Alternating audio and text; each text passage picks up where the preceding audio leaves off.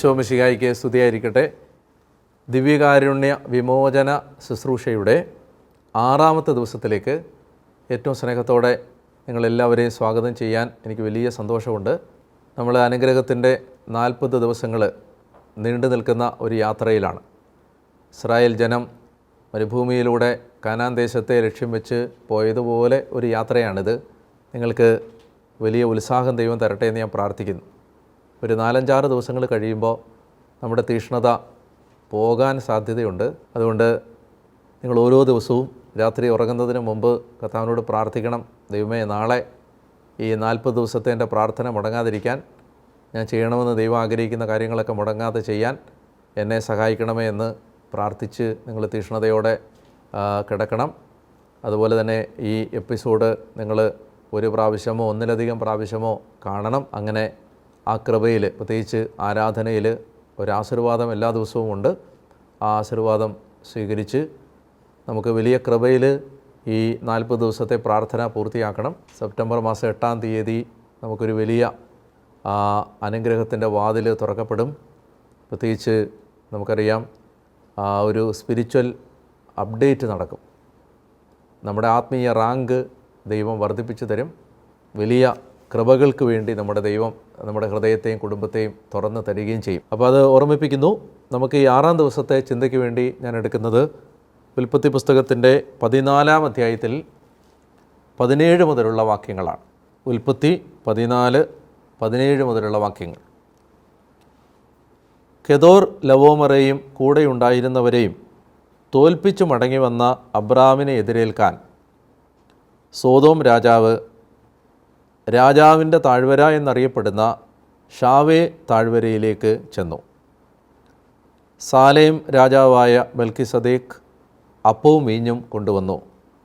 അത്യുന്നതനായ ദൈവത്തിൻ്റെ പുരോഹിതനായിരുന്നു അവൻ അബ്രാമിനെ ആശീർവദിച്ചുകൊണ്ട് പറഞ്ഞു, ആകാശത്തിൻ്റെയും ഭൂമിയുടെയും നാഥനായ അത്യുന്നത ദൈവത്തിൻ്റെ കൃപാകടാക്ഷം നിൻ്റെ മേൽ ഉണ്ടാകട്ടെ. ശത്രുക്കളെ നിൻ്റെ കയ്യിൽ ഏൽപ്പിച്ചു തന്ന അത്യുന്നതനായ ദൈവം അനുഗ്രഹീതൻ. അബ്രാം എല്ലാറ്റിൻ്റെയും ദശാംശം അവന് കൊടുത്തു.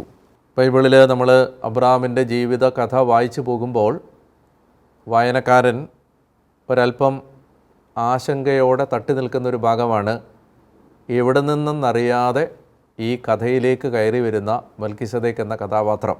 ഈ മൽക്കിസദേക്കിന് ഈ കഥയിലുള്ള പ്രാധാന്യത്തെയും മനസ്സിലാക്കുന്നതിന് വേണ്ടി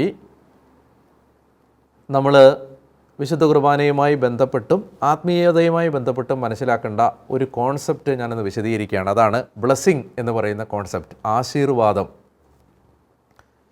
ഇത് നമ്മുടെ ഒരു ക്രിസ്ത്യൻ സ്പിരിച്വാലിറ്റിയിലെ വളരെ പ്രധാനപ്പെട്ട ഒരു ആശയമാണിത്. എന്താണ് ആശീർവാദം? അത് ദൈവത്തിൽ നിന്ന് മനുഷ്യൻ്റെ കരങ്ങളിലൂടെ മറ്റ് മനുഷ്യരിലേക്ക് കൈമാറപ്പെടുന്ന ദൈവാനുഗ്രഹങ്ങളുടെ പേരാണ് ആശീർവാദം, ബ്ലെസ്സിങ്. അത് ദൈവത്തിൽ നിന്ന് നേരിട്ടല്ല മനുഷ്യനിലേക്ക് വരുന്നത്. ദൈവം കൊടുത്ത അനുഗ്രഹം കൈമാറി ആ ബ്ലെസ്സിങ് ഒരാളിൽ നിന്ന് മറ്റൊരാളിലേക്കാണ് പോകുന്നത്. അങ്ങനെ ഒരു പാറ്റേണാണ് ബൈബിൾ സൂക്ഷിക്കുന്നത്. ഞാൻ പെട്ടെന്ന് അതിനെക്കുറിച്ച് വേഗത്തിലൊന്ന് ഓടിച്ച് പറയാം. ആദ്യമായി ഈ അനുഗ്രഹം ദൈവത്തിൽ നിന്ന് നേരിട്ട് വാങ്ങുന്നത് ആദമാണ്. ആദത്തോട് ദൈവം സംസാരിക്കുന്ന, അല്ലെങ്കിൽ മനുഷ്യനോട് ദൈവം സംസാരിക്കുന്ന ആദ്യത്തെ വാക്യമായി ബൈബിളിൽ രേഖപ്പെടുത്തിയിട്ടുള്ളത് അവരെ ദൈവം ഇങ്ങനെ അനുഗ്രഹിച്ചു എന്ന് പറഞ്ഞിട്ടാണ്, ബ്ലെസ്ഡ് എന്ന് പറഞ്ഞിട്ടാണ്. അപ്പോൾ അതുകൊണ്ട് തന്നെ ബൈബിൾ തുടങ്ങുന്നത് തന്നെ, അല്ലെങ്കിൽ ബൈബിൾ മനുഷ്യനോട് സംസാരിച്ച്, ദൈവം മനുഷ്യനോട് സംസാരിച്ച് തുടങ്ങുന്നത് തന്നെ അവനെ ഇങ്ങനെ പറഞ്ഞ് അനുഗ്രഹിച്ചു എന്ന് പറഞ്ഞിട്ടാണ്. അപ്പോൾ ആദം ദൈവത്തിൽ നിന്ന് ഈ ബ്ലെസ്സിങ്, ആശീർവാദം പ്രാപിച്ചു. ഇനി ആദത്തിൽ നിന്ന് അത് ആബേലിലേക്കും, ആബേലിൻ്റെ മരണത്തിന് ശേഷം ആദത്തിൽ നിന്ന് സേത്തിലേക്കും ഈ ആശീർവാദം കൈമാറപ്പെട്ടു. സേത്തിൽ നിന്ന്, സേത്തിൻ്റെ പരമ്പര നമുക്കറിയാം, ഹെനോക്ക്, അതുപോലെ തന്നെ ലാമക്ക്, പിന്നീട് മെത്തുശലേഹ്, നോഹയിലേക്ക് അതിങ്ങനെ കൈമാറപ്പെട്ടു. നോഹയിൽ നിന്ന് നോഹയുടെ മൂത്ത മകനായ ഷേമിലേക്ക് ഈ അനുഗ്രഹം കൈമാറപ്പെട്ടു. അങ്ങനെ ദൈവത്തിൽ നിന്ന് വന്ന ഈ ബ്ലെസ്സിങ് തലമുറയായി കൈമാറപ്പെട്ടു വന്നപ്പോൾ ഇപ്പോൾ നമ്മൾ എത്തി നിൽക്കുന്ന കഥാപാത്രം അബ്രാഹമാണ്. അബ്രാഹത്തിൻ്റെ ജീവിതം സൂക്ഷ്മതയോടെ വായിക്കുമ്പോൾ ബൈബിൾ വായനക്കാരനൊരു സത്യം മനസ്സിലാവും. അബ്രാമിന് ഈ അനുഗ്രഹം കൈമാറി കിട്ടിയിട്ടില്ല എന്ന് ഞാൻ പറയുന്നതിൻ്റെ കാരണം, ജോഷുവയുടെ പുസ്തകത്തിൽ നമ്മൾ പെട്ടെന്ന് വായിച്ചു പോകുമ്പോൾ ശ്രദ്ധിക്കാതെ പോകാൻ സാധ്യതയുള്ളൊരു വാക്യമുണ്ട്. ജോഷുവ 24 വാക്യം 2. ജോഷുവ അവരോട് പറഞ്ഞു, ഇസ്രായേലിൻ്റെ ദൈവമായ കർത്താവ് അരുളി ചെയ്യുന്നു, അബ്രാഹത്തിൻ്റെയും നാഹോറിൻ്റെയും പിതാവായ തേരാഹ് വരെയുള്ള നിങ്ങളുടെ പിതാക്കന്മാർ യൂഫ്രട്ടീസിനക്കരെ മറ്റ് ദേവന്മാരെയാണ് ആരാധിച്ചിരുന്നത്. അതായത് ഷേമിൻ്റെ കാലശേഷം പിന്നീട് അബ്രാമിൻ്റെ അപ്പൻ, വല്യപ്പൻ തുടങ്ങിയ ആളുകളെല്ലാം തന്നെ യൂഫ്രട്ടീസിനക്കരെ ബാബിലോണിൽ മറ്റ് ദേവന്മാരെയാണ് ആരാധിച്ചിരുന്നത്.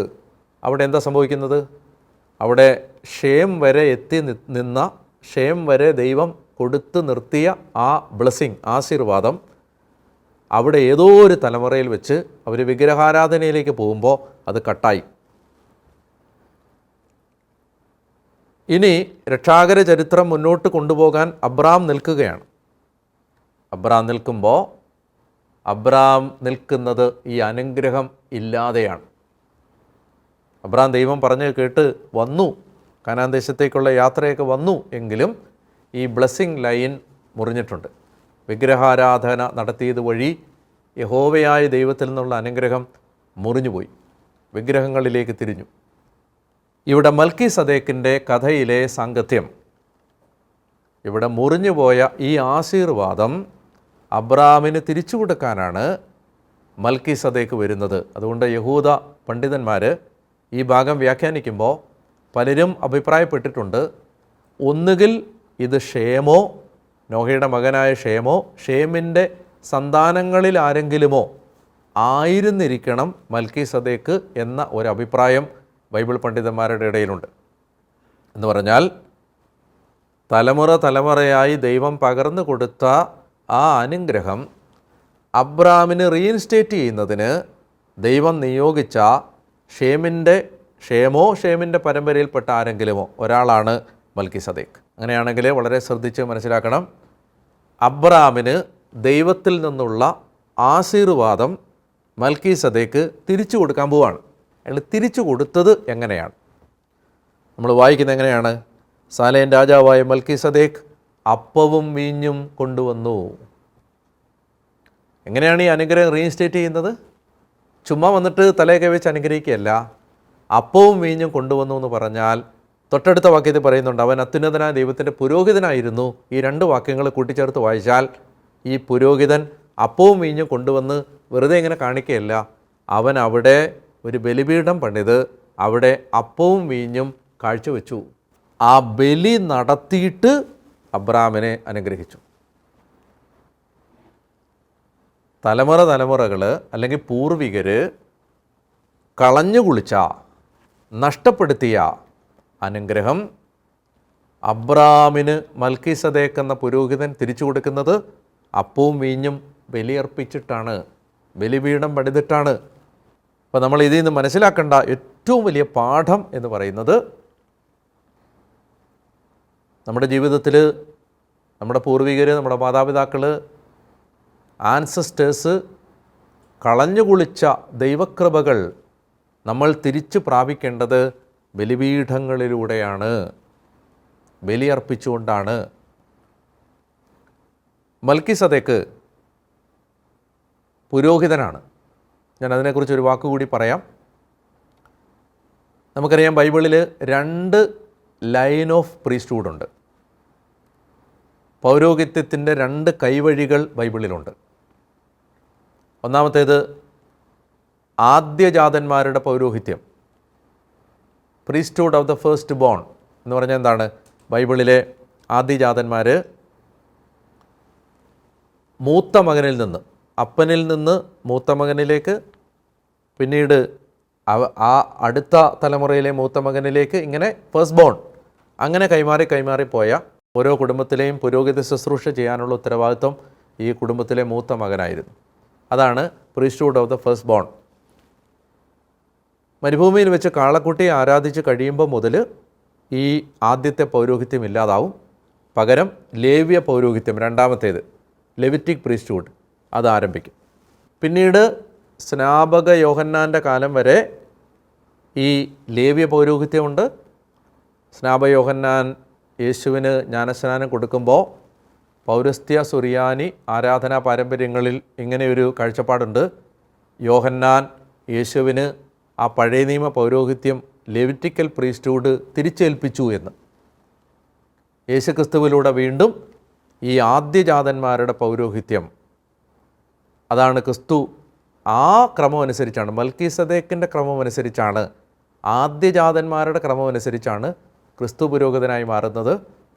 അങ്ങനെ ആ പൗരോഹിത്യത്തിലാണ് പുതിയ നിയമസഭയിലെ പുരോഹിതന്മാർ പങ്കുചേരുന്നത്. അത് കൈമാറി കിട്ടുകയല്ല, അതിൽ പങ്കുചേരുകയാണ്. ക്രിസ്തു മാത്രമാണ് പുരോഹിതൻ. ആ പൗരോഹിത്യത്തിൽ പുതിയ നിയമസഭയിലെ പുരോഹിതന്മാർ പങ്കുചേരുകയാണ്.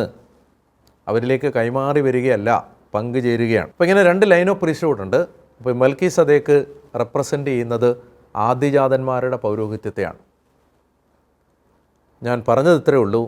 മൽക്കീസദേക്ക് വന്ന് അബ്രാഹത്തിന് നഷ്ടപ്പെട്ട ആ പൂർവികരുടെ അനുഗ്രഹം, തലമുറ തലമുറയെ കൈമാറി കിട്ടിയ അനുഗ്രഹം തിരിച്ചേൽപ്പിക്കുന്നത് ബലിയർപ്പിച്ചിട്ടാണ്, ബലിപീഠം പണിതിട്ടാണ്. അപ്പോൾ അതുകൊണ്ട് നമ്മുടെയൊക്കെ കുടുംബങ്ങളിൽ നിങ്ങൾ ചിന്തിക്കുകയാണ്, നിങ്ങൾക്ക് പൂർവികരുടെ അനുഗ്രഹം ഇല്ല, അല്ലെങ്കിൽ നിങ്ങളുടെ പൂർവികരാരെങ്കിലും കൊലപാതകം ചെയ്തിട്ടുണ്ട്, കുടുംബങ്ങൾ നശിപ്പിച്ചിട്ടുണ്ട്, അല്ലെങ്കിൽ സാമ്പത്തികമായ അനീതി കാണിച്ചിട്ടുണ്ട്, നിരപരാധികളുടെ കണ്ണുനീര് നിങ്ങളുടെ പൂർവികർ ഈ ഭൂമിയിൽ വീഴുന്നതിന് നിങ്ങളുടെ പൂർവികർ കാരണമായിട്ടുണ്ട്, അല്ലെങ്കിൽ നിങ്ങളുടെ പൂർവികർ വിഗ്രഹാരാധകരായിരുന്നു, അന്ധവിശ്വാസികളായിരുന്നു. ഇങ്ങനെ ഏതെങ്കിലും തരത്തിൽ ചിന്തിക്കുന്നുണ്ട്. അതിൻ്റെ അനുഗ്രഹത്തിൻ്റെ തടസ്സം നമ്മുടെ കുടുംബത്തിനുണ്ടെങ്കിൽ എന്താണ് പോംവഴി? ആ നഷ്ടപ്പെട്ട അനുഗ്രഹങ്ങൾ തിരിച്ചു കിട്ടാൻ ബലിപീഠങ്ങൾ പണിയുക, ബലിയർപ്പിക്കുക. എല്ലാ ദിവസവും വിശുദ്ധ കുർബാനയിൽ പങ്കെടുക്കുക. കുർബാനയിൽ പങ്കെടുക്കുമ്പോൾ കിട്ടുകയാണ് ഈ അനുഗ്രഹം തിരിച്ചു കിട്ടാൻ. നമ്മൾ കാണുന്നത് എന്തെന്നറിയാമോ? മൽക്കീസദേക്ക് അബ്രാഹാമിനെ ആശീർവദിച്ചുകൊണ്ട് പറഞ്ഞ വാക്യങ്ങൾ, ആകാശത്തിൻ്റെയും ഭൂമിയുടെയും നാഥനായ അത്യുന്നതനായ ദൈവത്തിൻ്റെ കടാക്ഷം, സത്യദൈവത്തിൻ്റെ അനുഗ്രഹം നിനക്കുണ്ടാവട്ടെ, ശത്രുക്കളെ നിൻ്റെ കയ്യിൽ ഏൽപ്പിച്ചു തന്ന അത്യുന്നതനായ ദൈവമാണ് അനുഗ്രഹീതനായ ദൈവം. രണ്ട് കാര്യങ്ങളാണ്.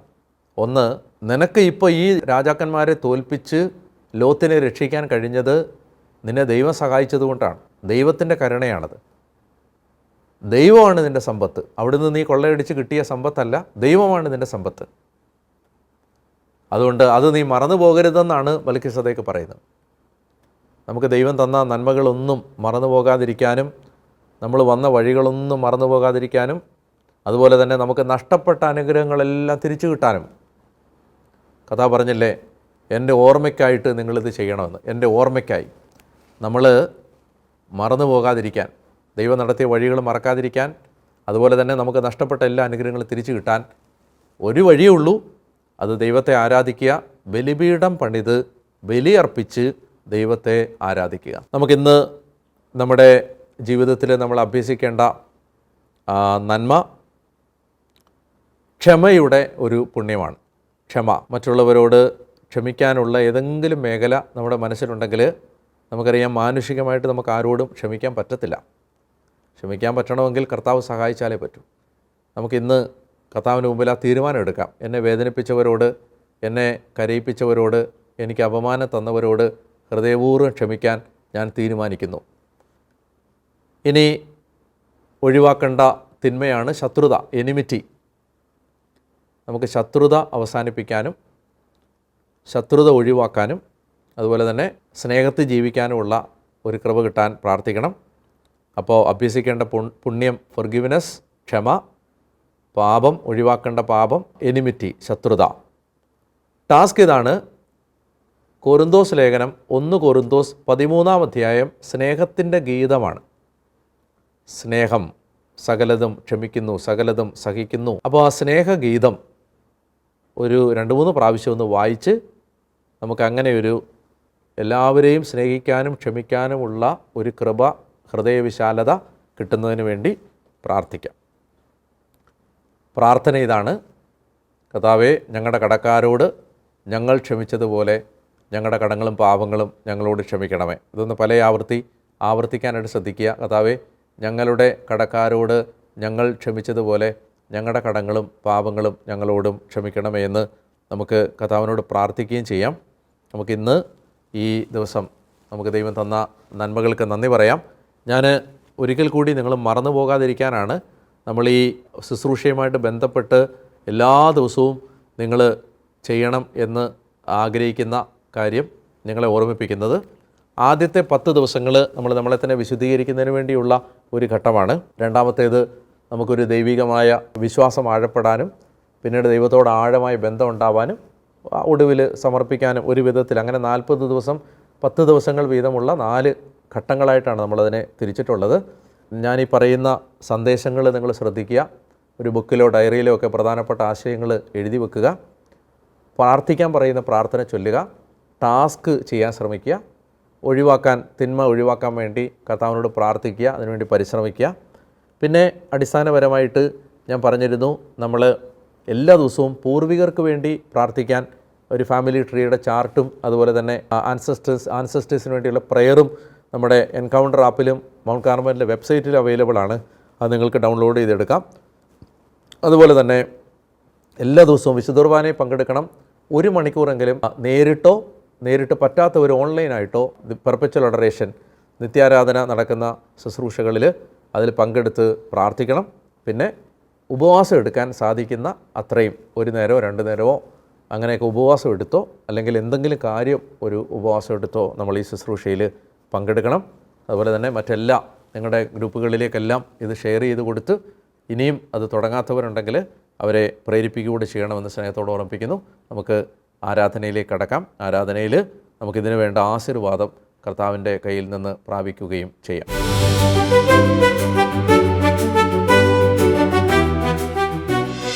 പരിശുദ്ധ പരമ ദിവ്യകാരുണ്യേശോയ്ക്ക് നേരവും ആരാധനയും സ്തുതിയും പുകഴ്ചയും ഉണ്ടായിരിക്കട്ടെ. പ്രിയമുള്ളവരെ, ഈ ആരാധനയിൽ നമ്മുടെ കുടുംബങ്ങളെ പ്രത്യേകമായി നമ്മൾ സമർപ്പിച്ച് പ്രാർത്ഥിക്കാം. കർത്താവിന് തന്ന ചിന്തകളെല്ലാം ഏറ്റെടുത്തുകൊണ്ട് തലമുറകളായി നമുക്ക് അനുഗ്രഹം നഷ്ടപ്പെട്ട എല്ലാ മേഖലകളിലും മൽക്കിസദേക്കിനെ പോലെ മൽക്കിസദേക്കിൻ്റെ ക്രമപ്രകാരം നിത്യപുരോഹിതനായ ഈശോ തൻ്റെ ബലിയുടെ യോഗ്യതയാൽ നമുക്ക് എല്ലാ അനുഗ്രഹങ്ങളും തിരിച്ചു തരാൻ പ്രാർത്ഥിക്കാം.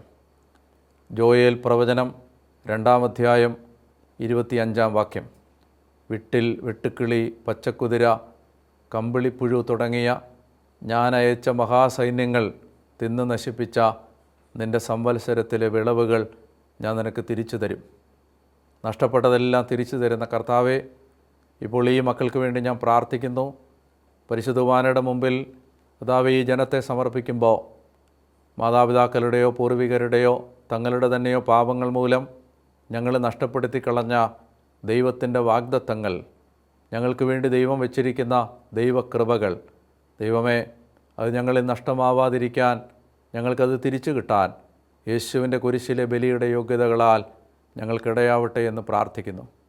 കർത്താവായ ദൈവമേ, ഏതെങ്കിലും തരത്തിൽ അനർത്ഥങ്ങളോ ആപത്തുകളോ അപകടങ്ങളോ ദുരിതങ്ങളോ കുടുംബത്തിലെ പരാജയങ്ങളോ സാമ്പത്തിക ഞെരുക്കങ്ങളോ കർത്താവെ ഏതെങ്കിലും കണ്ണുനീരിൻ്റെ അനന്തരഫലങ്ങളോ ഞങ്ങളെ കുടുംബങ്ങളെ വേട്ടയാടുന്നുണ്ടെങ്കിൽ ഞങ്ങളെ അനുഗ്രഹത്തിലേക്ക് തിരിച്ചു കൊണ്ടുവരണമേ. കർത്താവെ, ഞങ്ങളുടെ നഷ്ടപ്പെട്ട നല്ല കാലങ്ങൾ തിരിച്ചു തരണമേ. കർത്താവെ, നഷ്ടപ്പെട്ട വർഷങ്ങൾ തിരിച്ചു തരണമേ. നഷ്ടപ്പെട്ട സമ്പത്ത് തിരിച്ചു തരണമേ. നഷ്ടപ്പെട്ട ആരോഗ്യം തിരിച്ചു തരണമേ എന്ന് ഞങ്ങൾ പ്രാർത്ഥിക്കുന്നു. ദൈവമായ കർത്താവെ, ഈ ആശീർവാദത്തിലൂടെ അവിടുന്ന് മൽക്കീസദേക്കിലൂടെ അബ്രാഹാമിനെ അനുഗ്രഹിച്ചതുപോലെ ഈ ദിവ്യകാരുണ്യത്തിൻ്റെ കരങ്ങൾ ഞങ്ങളുടെ തലയിൽ വെച്ച് അവിടുന്ന് അനുഗ്രഹിക്കണമേ എന്ന് പ്രാർത്ഥിക്കുന്നു. നമുക്ക് ഈശോയുടെ ആശീർവാദം സ്വീകരിക്കാൻ ഒരുങ്ങാം.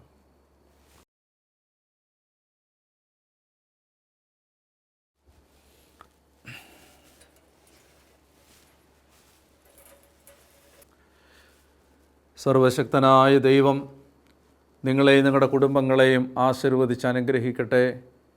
നിങ്ങൾക്ക് നഷ്ടപ്പെട്ടതെല്ലാം കർത്താവിൻ്റെ ഈ ആശീർവാദം നിങ്ങൾക്ക് തിരിച്ചു തരട്ടെ. സന്തോഷവും സമാധാനവും ആരോഗ്യവും അഭിവൃദ്ധിയും നഷ്ടപ്പെട്ട നിങ്ങളുടെ ജീവിതത്തെ കർത്താവ് പുനഃസ്ഥാപിച്ച് കർത്താവിൻ്റെ മുമ്പിൽ പ്രസാദകരമായ ഒരു ജീവിതമാക്കി മാറ്റട്ടെ. സകല നന്മകളാലും അനുഗ്രഹങ്ങളാലും ദൈവം നിങ്ങളുടെ കുടുംബത്തെ പണിതുയർത്തട്ടെ. നിങ്ങൾക്ക് നഷ്ടപ്പെട്ട ആരോഗ്യം ദൈവം തിരിച്ചു തരട്ടെ. നിങ്ങളുടെ ജീവിതം അനേകർക്ക് അനുഗ്രഹമായി മാറത്തക്ക വിധം ദൈവം നിങ്ങളെ ഉയർത്തട്ടെ.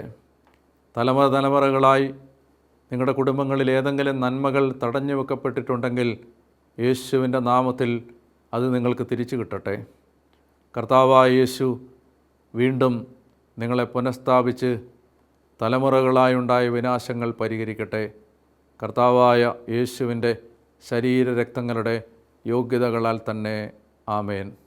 പരിശുദ്ധ പരമദിവ്യകാരുണ്യീശോയ്ക്ക് നേരവും ആരാധനയും സ്തുതിയും പുകഴ്ചയും ഉണ്ടായിരിക്കട്ടെ.